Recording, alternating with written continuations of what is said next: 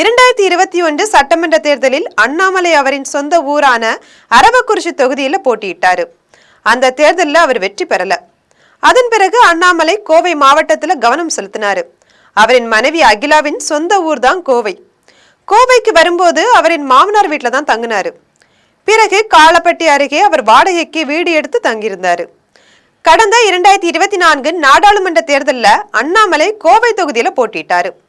தேர்தலில் அவர் வெற்றி பெறலனாலும் சுமார் 4.5 லட்சம் வாக்குகள் பெற்று 2ஆம் இடத்தை பிடிச்சாரு. கோவையை தங்களின் கோட்டையா வைத்திருந்த அதிமுக 3ஆம் இடத்துக்கு தள்ளப்பட்டுச்சு. 2026 தேர்தலில் பாஜக தனித்து போட்டியிடுன்னு எதிர்பார்க்கப்பட்டு இருந்து. கடைசி நேரத்துல அதிமுக பாஜக கூட்டணி இறுதியானதுனால அண்ணாமலை மாநில தலைவர் பதவியிலிருந்து ராஜினாமா செஞ்சாரு. நேற்று அவர் பியூஷ் கோயலை சந்திச்சிருக்காரு.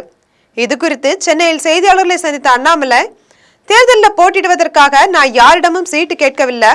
தொண்டனாக என்னுடைய வேலையை நான் செய்கிறேன். கட்சி தலைமை கூறினால் பார்க்கலாம் என்றிருக்காரு.